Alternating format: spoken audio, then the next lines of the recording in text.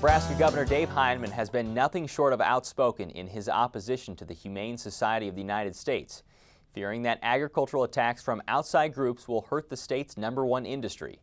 We talked with Ed Lammers this week about how he communicates with consumers and how he feels about groups like HSUS challenging individual farmers like himself.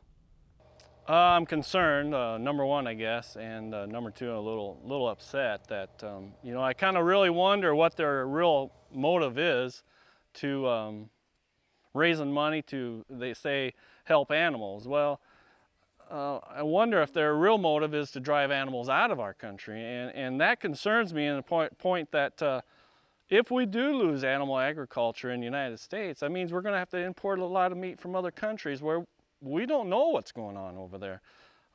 I personally can say, and most of the people I know, and my friends especially, we do what's best for the animal.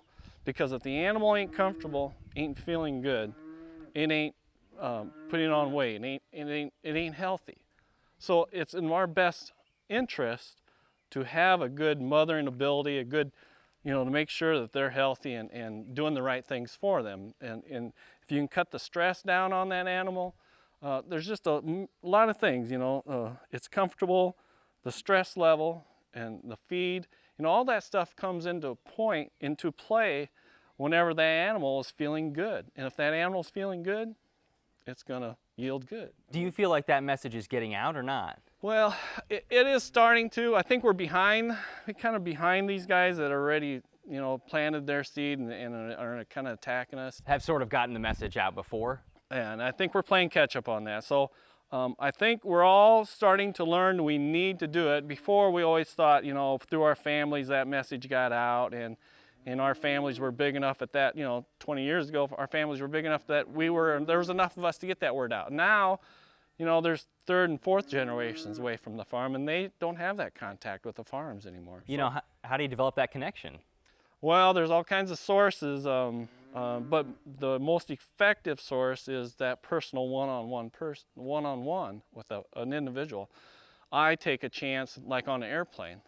The guy next to me, I'll start talking to him what I do. I try to ask him, what's he do?